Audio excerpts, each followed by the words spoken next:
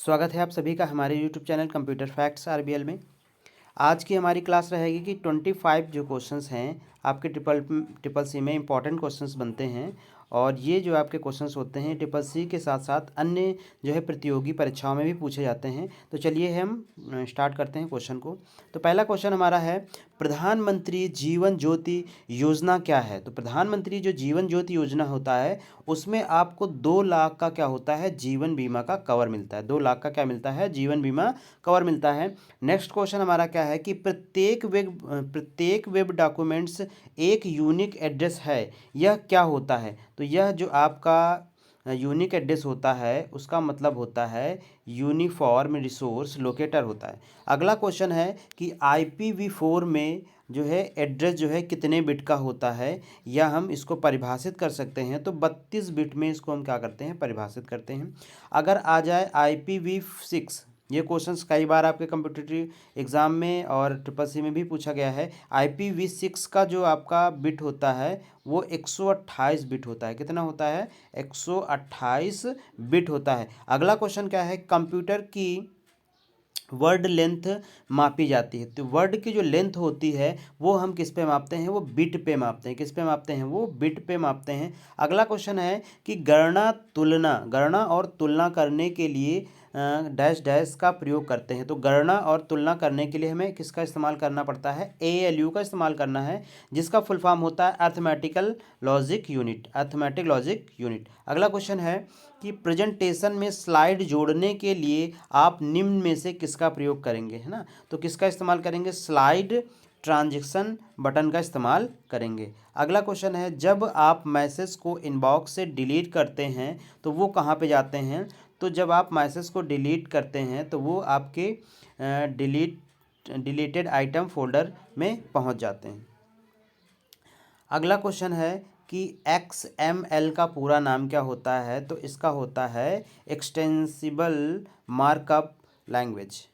अगला क्वेश्चन है, निम्न में से कौन सा पहला वेब ब्राउज़र के रूप में जाना जाता है, यहाँ पे एरर्स हो गई, के रूप में जाना जाता है। तो मोज़ैक को हम जो है पहले वेब ब्राउज़र के रूप में जानते हैं। अगला क्वेश्चन है, टास्क मैनेजर को किन कुंजी के संयोजक से एक्टिव किया जाता है। तो वो आपकी शॉर्टकट की क्या होती है, कंट्रोल प्लस अल्ट प्लस क्या होती है, डेल होती है। अगला क्वेश्चन है, बैंक मित्र कौन है। बैंक मित्र कौन होते हैं। तो बैंक द्वारा लगाए गए बैंकिंग संवाददाता होते हैं आपके बैंक मित्र।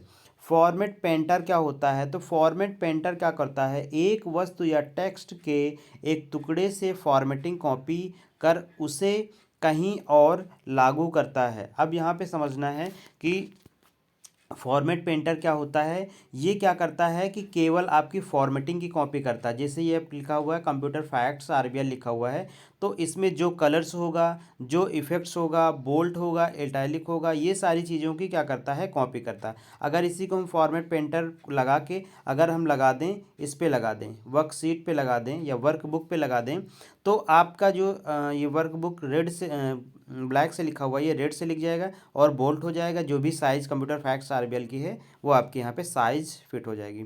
अगला क्वेश्चन है कि एक द्वारा बनाई गई स्प्रेडशीट को कहते हैं। तो स्प्रेडशीट को हम किसको द्वारा बनाई जाती है, तो वह वर्कबुक के द्वारा बनाई जाती है।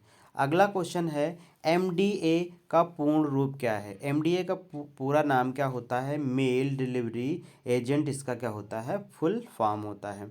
अगला क्वेश्चन है, MS वर्ड में पैराग्राफ आरंभ करने के लिए किस बटन को दबाया जाता है। तो पैराग्राफ स्टार्ट करने के लिए हमें किसका इस्तेमाल करना होता है, इंटर की का इस्तेमाल करना है। अगर हम कोई लाइन स्टार्ट करना चाहते हैं तो हम शिफ्ट प्लस इंटर का यूज़ करेंगे। किसका यूज़ करेंगे, शिफ्ट प्लस इंटर का यूज़ करेंगे यदि हमें कोई लाइन जो है स्टार्ट करनी है। लाइन स्टार्ट करने के लिए शिफ्ट प्लस इंटर, और पैराग्राफ स्टार्ट करने के लिए हमें किसका इस्तेमाल करना होता है, इंटर। अगर आपको यहीं पे नए पेज की ज़रूरत पड़ेगी तो आपको क्या दबाना है, कंट्रोल और प्लस इंटर दबा देना। क्या दबा देना है, कंट्रोल प्लस इंटर दबा देना है, तो नई आपकी लाइन क्रिएट हो जाएगी, नई जो है पेज क्रिएट हो जाएगा।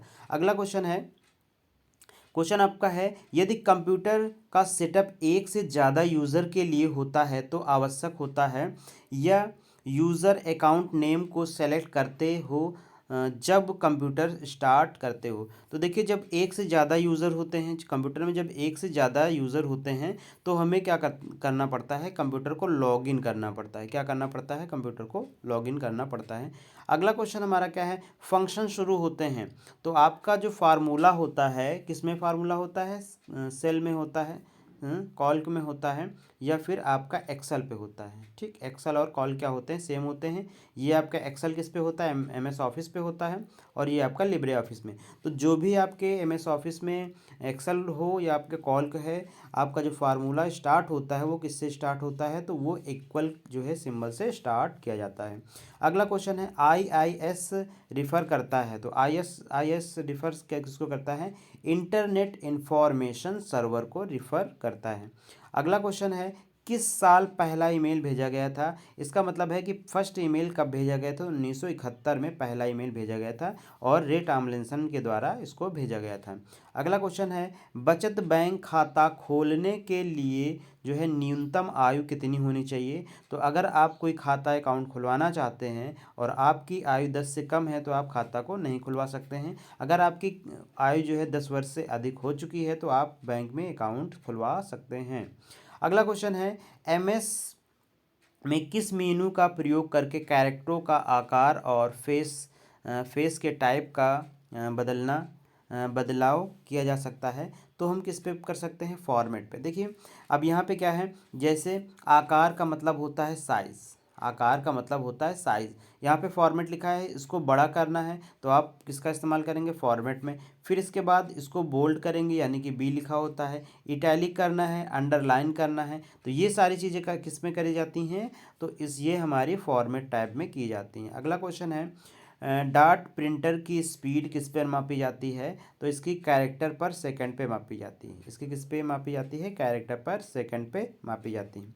अगला क्वेश्चन है, टेक्स्ट का अलाइनमेंट क्या होता है। टेक्स्ट का अलाइनमेंट क्या होता है, जो पैराग्राफ के लेफ्ट और राइट दोनों साइड के लेफ्ट और राइट मार्जिन का फ्लैश करते हुए दिखाई देते हैं तो उसका मतलब होता है जस्टिफाई। देखिए, क्वेश्चंस आपके पूछने का मतलब ये था कि जब आप कोई टेक्स्ट को लिखते हैं तो दोनों साइड जो बराबर मार्जिन रखता है, जो दोनों तरफ क्या रखता है, बराबर मार्जिन रखता है, वो आपका क्या होता है, ये देखिए दोनों साइड हमारी क्या है, बराबर हैं, है ना, कुछ लिख रहे हैं तो ये आपका क्या होता है, जस्टिफाइड होता है। अगर हम बात करें कि आपका लेफ्ट अलाइनमेंट, तो लेफ्ट अलाइनमेंट में केवल आपका क्या होगा, लेफ्ट साइड बराबर होगा, राइट साइड बराबर नहीं होगा। ठीक है, आगे क्या है, क्वेश्चन है, पहला पेज जो हम वेबसाइट पर देखते हैं, यानी कि वेबसाइट के पहले पेज को हम क्या बोलते हैं, तो होम पेज बोलते हैं।